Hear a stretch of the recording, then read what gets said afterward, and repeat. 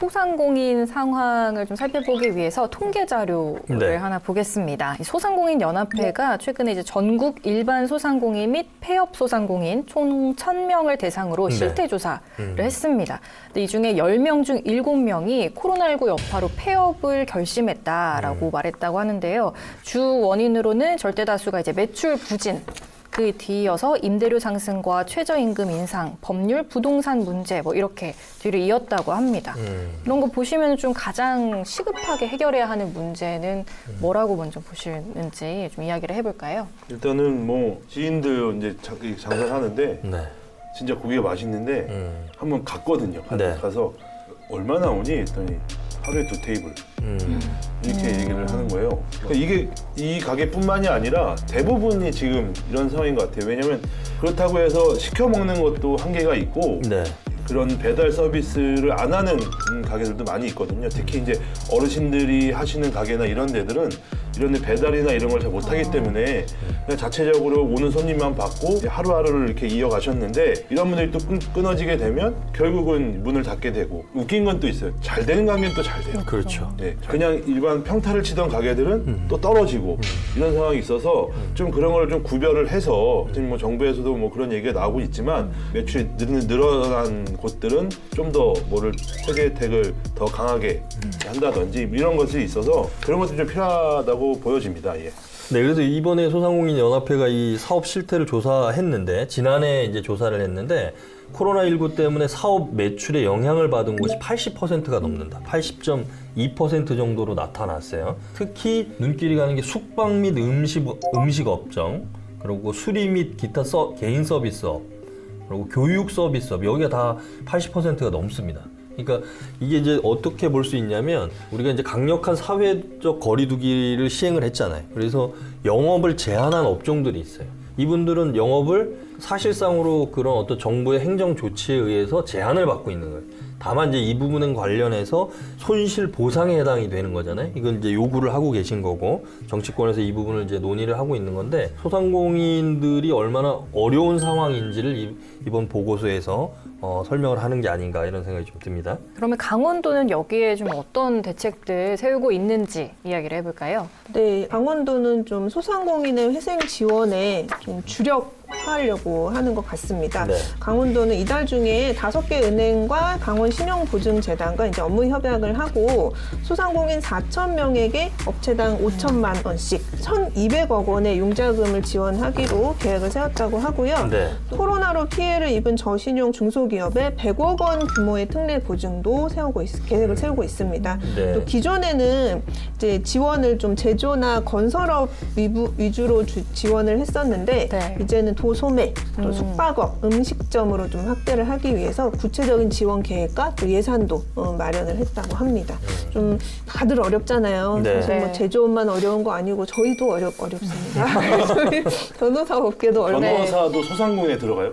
저희는 해당이 안 돼서 저희 혜택을 그게 못 뭐 받아요. 매출액 기준이나 뭐 이런 게 그래서 있으니까요. 누구나 다 어려우니까 좀 적극적으로 지원을 그렇죠. 해주셨으면 하는 바람이 있습니다.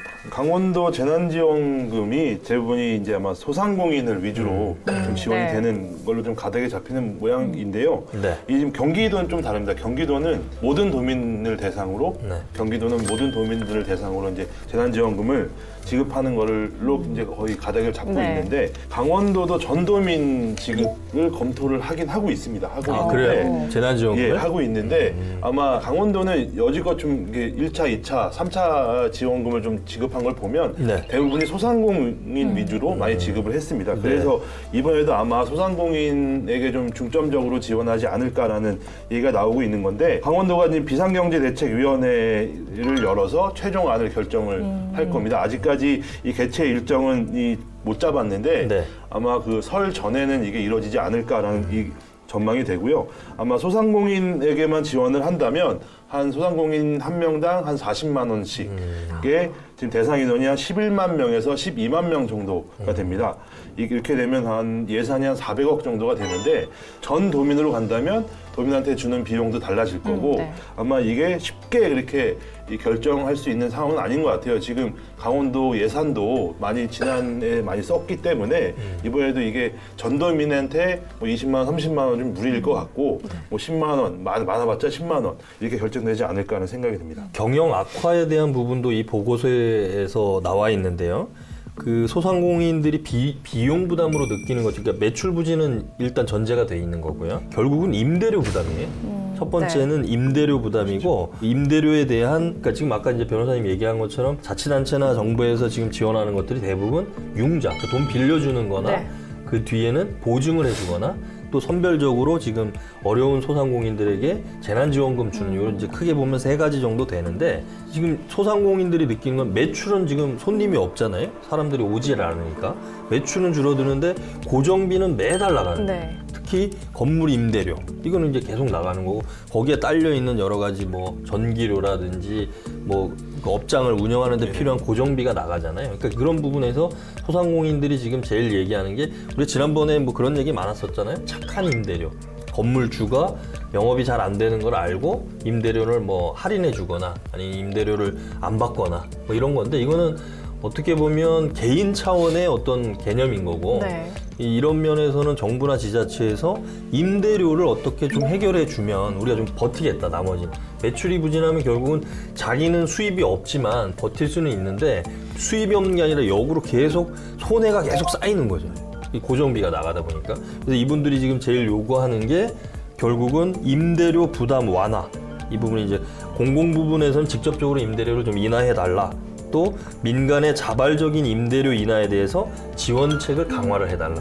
이런 것들을 지금 요청을 지금 하고 있는 상황입니다. 지금 또 최문순 도지사는 계속해서 매일 코로나19 일일 브리핑을 진행을 해왔었잖아요. 예, 지난주까지 했었죠. 네, 그래서 네. 뭐 거기에서도 이제 착한 선결제 운동이나 여러 가지 소상공인을 위한 대책을 알리기도 했는데 네. 어떤 이야기들 오갔었죠? 지금 최문순 지사가 되게 상당히 많은 노력을 하고 있습니다. 지금 이 춘천 강원도에서 선결제를 하자라는 이런 운동이 네네네. 진행이 됐고 네. 여기에 더불어서 지금 춘천시가 네.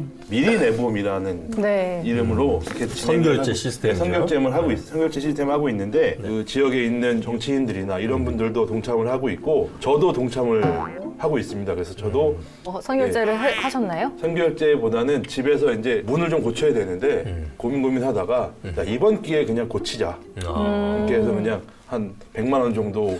근데 그 미리 내봄을 조금 더 좀 쉽게 좀 설명을 해주세요. 어려운 게 아니고 제가 자주 가던 식당이나 뭐 고정적으로. 미용실이나 뭐 이런 곳들을 가서 미리 뭐 달아놓는 3개월치를 것 같은 그런 긁어놓는 거예요. 결제. 카드로 결제를 하거나 현금으로 결제를 해서 소상공인을 먼저 돕자. 급한 소상공인들을 조금 돕자라는 취지이기 때문에 절대 어렵지 않습니다. 근데 할부가 되잖아요. 이 할부를 이용하면 쉽게 할 수 있기 때문에 다 오늘 가셔서 주변에 있는 미장원이나 이런 데 가셔서 선결제를 좀 해주시는 것도 큰 도움이 될 것 같습니다. 네. 요새 미장원 이런 말 안 쓰잖아요. 미용실. 미용실. 그게 네. 그건데. 저희 사무실에서는 매번 이제 점심 메뉴 고르기 귀찮아서 네. 한 식당을 정해놓고 거기만 가서 먹어요. 이렇게 미리 결제하지를 못한 게 이날 안 먹을 때도 있고 또 2명 먹을 때 그러니까 그 좀 달라서 외상 개념으로 해서 이거 거꾸로인데 네, 나중 내는 건데. 네, 이거. 매월마다 결제를 해드렸거든요. 근데 이번에는 저도 조금 그 평균 금액으로 이렇게 미리 결제를 드렸어요. 그때 아이고 고맙다고 막 이제 외상 개념이 아닌 미리 그거를 결제하는 바꿨어요. 근데 이제 한편으로 좀 씁쓸한 건 뭐냐면 결국은 이게 선순환이 되려면 이 여건이 돼야 되는 거예요. 이게 소상공인들이 대부분이 뭐냐면 사람들이 접촉을 할 수밖에 없는 업종들이 많잖아요. 개인 서비스업이라든지 이런 데다 보니까 이거는 결국은 코로나가 뭔가 좀 완화가 되거나 우리가 방역에 성공하지 않는 이상은 이 상황이 언제까지 갈지 아무도 장담할 수가 없는 거예요. 뭐 정상적으로 월급이 제대로 지급되고 있는 기업이야 다행이지만 네. 그렇지 않은 중소기업이나 영세한 기업들도 많잖아요. 쓸 수 있는 사람들도 제한되는 거죠. 결국은 선순환으로 돌아가려면 일단은 우리가 이 코로나 상황에서 빨리 우리가 하루라도 탈피하기 위해서는 힘든 상황에서 어떻게든 버텨야 되는 게 아닌가 뭐 이런 생각이 좀 들어요.